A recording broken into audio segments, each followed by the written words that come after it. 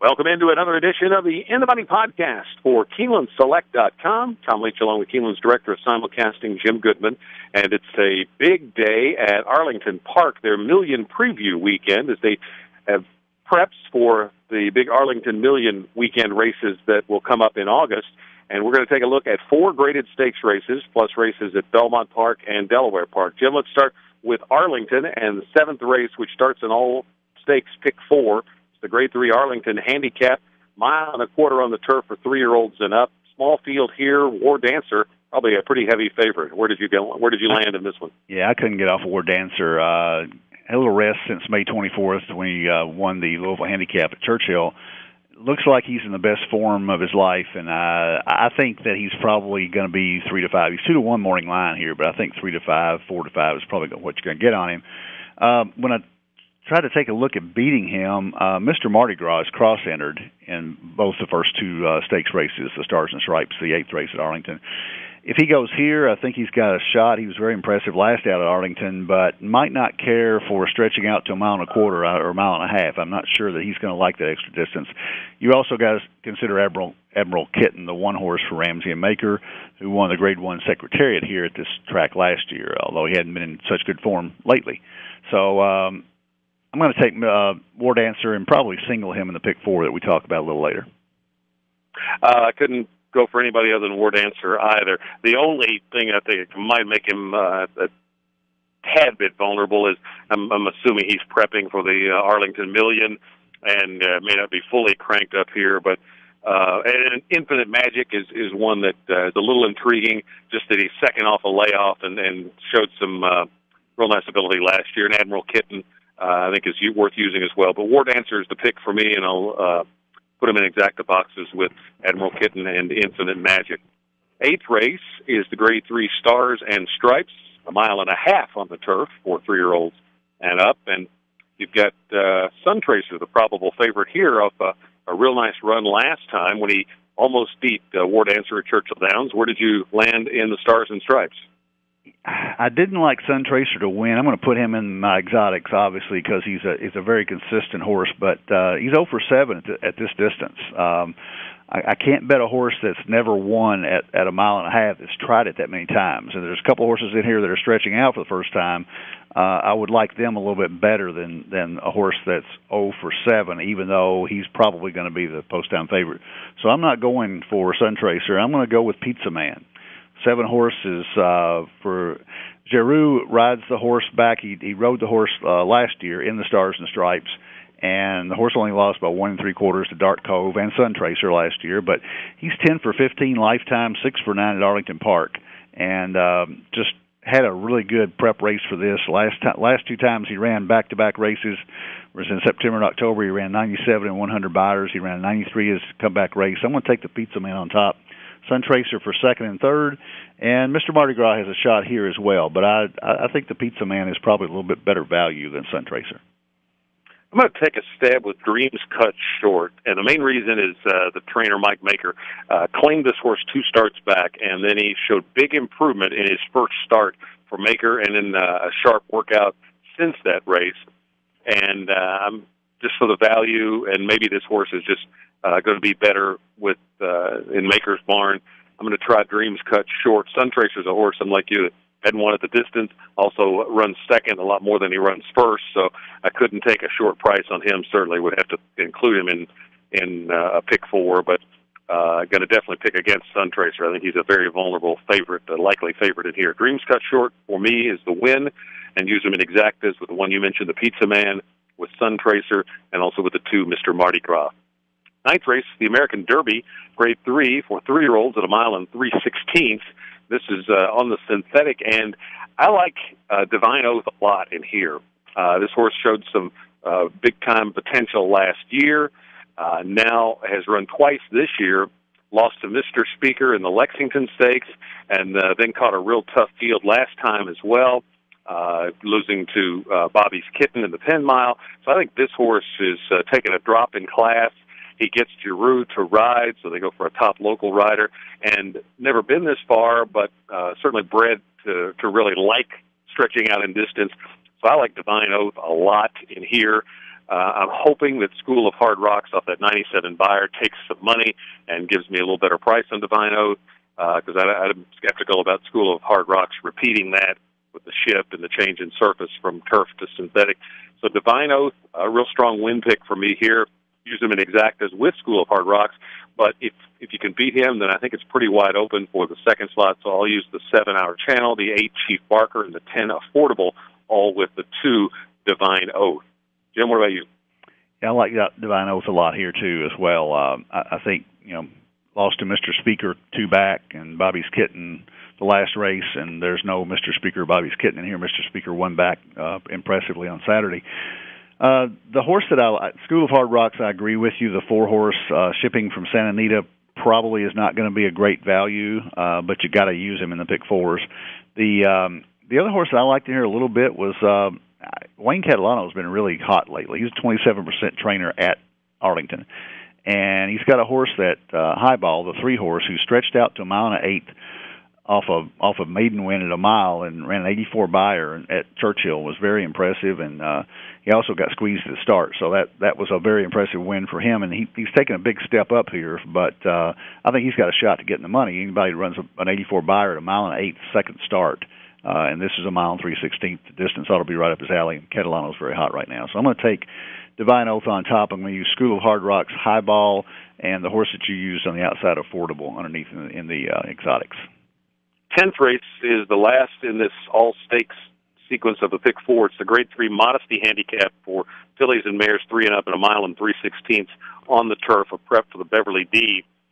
Full field of 14 with an AE going here, so you should get a good price on whoever you like. Who do you like? I like them all here. I think this is the best betting race of the sequence.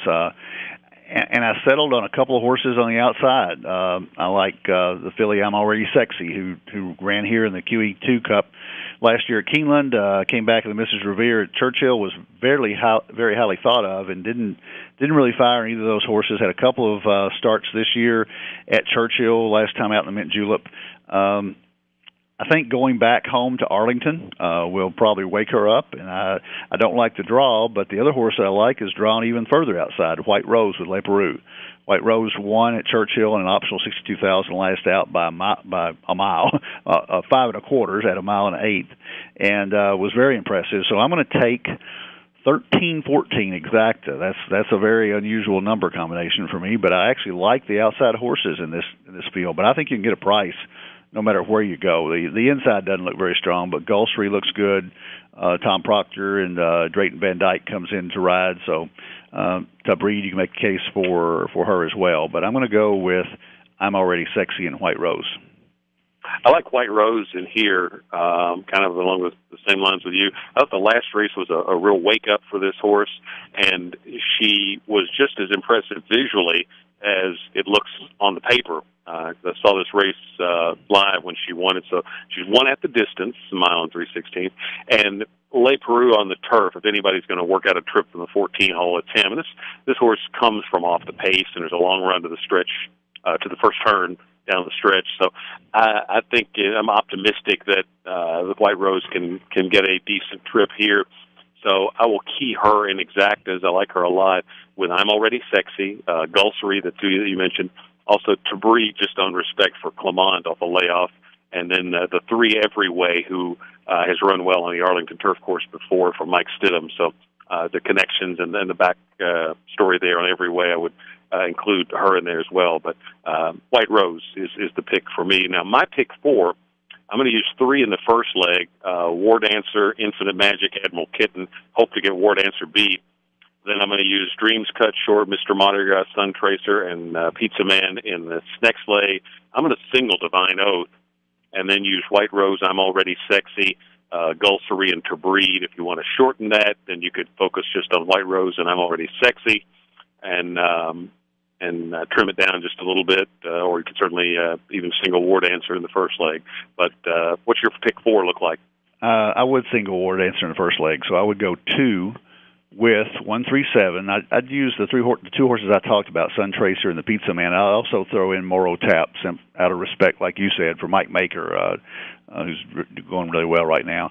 So I would go 2 with 1 3 7, And then in the third leg, I would single Divine Oath, the 2, and then I would just put them all in the last leg, all 14 of it, because that's only a $21 ticket. 3 horses the second leg times 14, so I'd be alive after the pick 3. To anybody. And rooting for the longest shot on the board. Right, that never happens, but you can root for them anyway. Yeah, it never does. Yeah, it guarantees the favorite to come in. But I like the thinking there, and I think Morotap is certainly one to include. If I had to include another one, I'd probably put him in that second hole. But mine's 1, 2, 6 with 2, 3, 5, 7 with 2 with 4, 6, 13, 14. All right, Belmont, their 9th race is the Grade 2 Bowling Green for 4-year-olds and up at 1.5 miles on the turf. And Boisterous and Grandeur, the 3 and the 5, are coming out of Grade 1s and have a class edge. I'm going to try Reflecting here. The 7 for Shug McGahee comes off one of his higher buyer numbers. The horse is moving up in class. He's never really done much at this level. He's been more of a allowance Grade 3 type horse. But if he can win it, you'll be rewarded for that class jump with a nice price on a McGahee trainee. And what I like is 2 of his 3 lifetime wins have come at 1.5 miles, and kind of a specialist distance. So Reflecting for me, use him with Boisterous and Grandeur, maybe a little less with Hangover Kid and Chamois. But Reflecting, the 7, is the win pick for me in the Bowling Green. What about you? I can make a case for Reflecting, but I just can't take him over Grandeur. Because I think Grandeur, coming out of the Man of War and the Manhattan, lost to Real Solution, Kaigan, and Imagining. Although Real Solution Kaigan didn't run very well this past weekend, I just think Grandeur towers over them in class, and I would take him on top.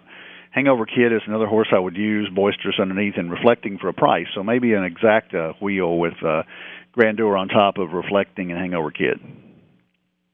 Delaware Park, the Grade 1 Delaware Handicap is the 9th race for rolling up fillies and mares going 1.25 miles. A lot of history in this race.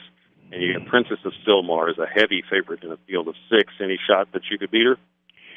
Well, I would probably think Molly Morgan in that last race at Churchill. I didn't have her in all the picks, and I saw her run up the rail with Corey Lannery on her back, and I thought, why did I not play that horse for Romans? I don't think she can jump up and beat Princess of Sylmar, but I think she's probably as good as anything else in here. So I would do a cold exacta with Princess of Sylmar on top of Molly Morgan with a shot. Belle Galante actually ran pretty well against Princess of Sylmar in the Ogden Phipps. She had a tough trip and got beat by a length and 3/4 to close hatches and Princess of Sylmar. She'd be a favorite in this race, I think, if Princess of Sylmar wasn't in there. But I think Princess of Sylmar on top, Belle Galante and Molly Morgan underneath. Can't get very imaginative here. I think Princess of Sylmar is just too good.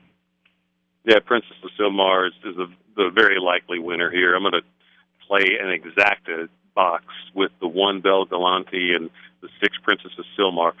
Belle Galante's got speed in the rail, and not a confirmed front runner, but she doesn't look like much speed at all in here. And this horse has been up on the pace, if not setting it, and coming off the rail. I can see this horse going to the lead. Doesn't look like there's much pace in here.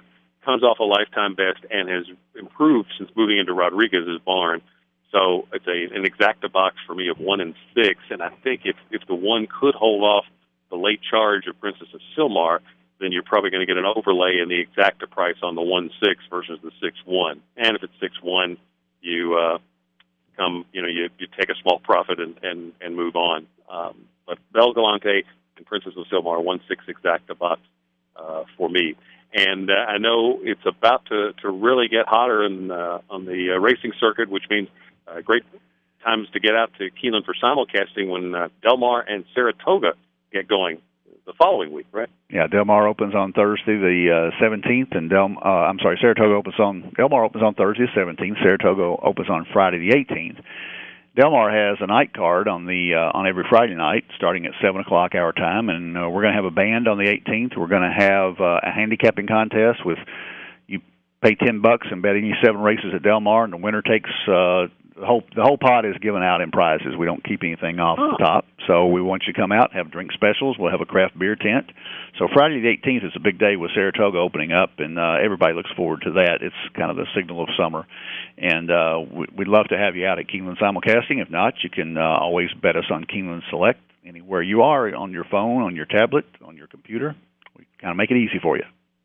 Absolutely right. Well, great weekend of racing. Hopefully everybody has some good luck with their picks, and we'll be back to tackle the first weekend of racing at Del Mar and Saratoga on our next edition of the End of Money podcast for KeenelandSelect.com.